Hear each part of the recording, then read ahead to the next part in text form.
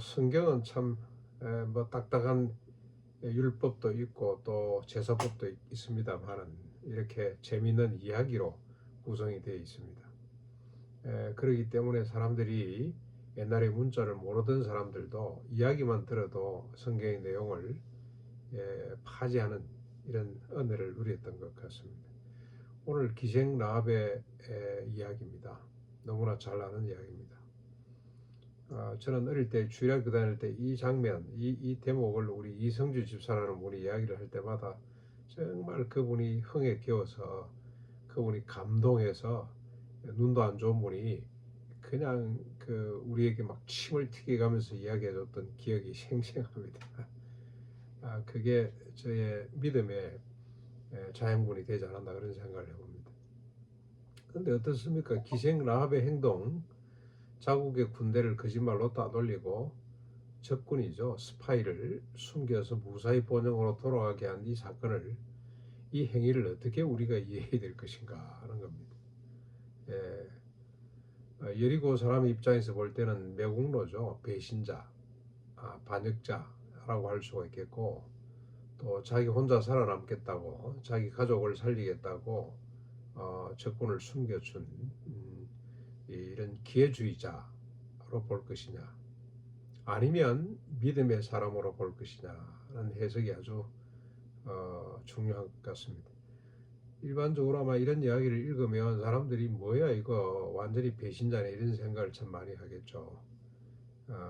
민족을 헌신짝처럼, 아니면 자신의 신분이 기생이라 아마 그냥 세상이 한번 뒤집어졌으면 좋겠다 하는 이 절체절명감 속에 살았던 사람인가.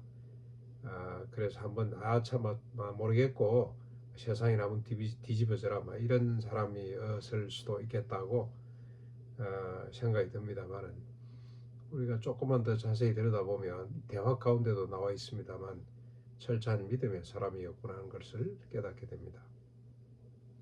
라합이 가졌던 믿음은 어떤 믿음입니까? 뭘 믿었다는 겁니까?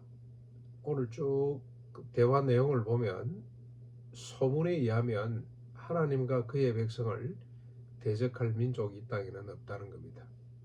출애굽의 역사를 너무너무 잘 알고 있습니다. 기생 라합이 어떻게 이 사실을 잘 알았을까? 이스라엘의 역사를 잘 알았냐는 겁니다. 여러분, 저 지금도 술집에 정보들이 많죠. 음식점에 정보들이 많고요. 옛날 보면은 우리 주막에서 주로 정보들이 오가고 했겠죠. 지금은 뭐 인터넷상으로 오갑니다만은. 그래서 아마 기생 라합은 여러 가지 정보를 들었을 겁니다. 그 중에 이스라엘 민족에 대한 정보를 들을 때마다 저는 감동했을 거라는 생각이 듭니다. 이야, 출애굽을 했다. 홍해를 건너게 했다.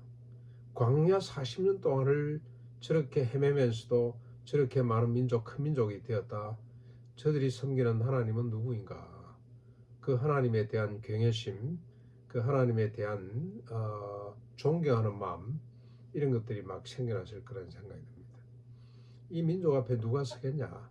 하나님을 대적할 민족이 어디 있겠냐는 그런 믿음을 가졌던 거죠. 근데 그뿐만이 아니라 소문에 의하면 그 하나님의 백성이 이 땅을 차지할 것인데, 그들로 인해서 이 땅을 차지하는 이스라엘 백성들을 통해서 열국이 복을 받게 된다는 그런 비전을 품고 온다.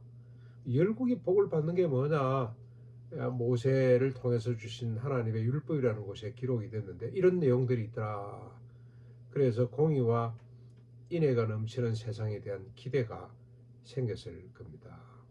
그래서 이 라합은 빨리 우리 민족이 여리고 성이 그냥 항복을 하면 좋겠는데, 빨리 어떻게 좀 저 민족을 인정하고 하나님을 인정하고 하나님 백성이 됐으면 좋겠는데 도무지 그럴 기미가 보이지 않으니 자기 자신과 가족들만이라도 이 하나님의 백성이 되고 싶은, 저들과 함께 하고 싶은 그런 열정이, 그런 믿음이 생겨났다고 저는 충분히 상상해 볼 수가 있겠습니다. 믿음의 사람이죠. 하나님의 소문을 듣고 하나님에 대한 신뢰와 믿음이 생긴 가정이라고 볼 수가 있겠습니다. 그래서 적군의 스파이를 숨겨준 이 사건은, 그리고 또 붉은 줄을 내리고 하는 이 사건은 하나의 어떤 이 배신 행위가 아니라 믿음의 결단이고 믿음의 행동이었다는 겁니다. 오늘 우리도 라합을 통해서 배워야 될 여러 가지 교훈들이 많습니다. 하나님에 대한 신뢰, 하나님에 대한 소문을 듣고도 그런 하나님에 대한 신뢰가 생겼다면 우리는 하나님에 대한 기록된 말씀들을 갖고 있습니다. 하나님에 대한 신뢰, 그리고 하나님의 소원하신 바에 대한 신뢰를 갖고 이생 라합처럼 전적으로 하나님을 붙드는 이런 믿음이 오늘 우리에게 요구된다는 생각을 해봅니다.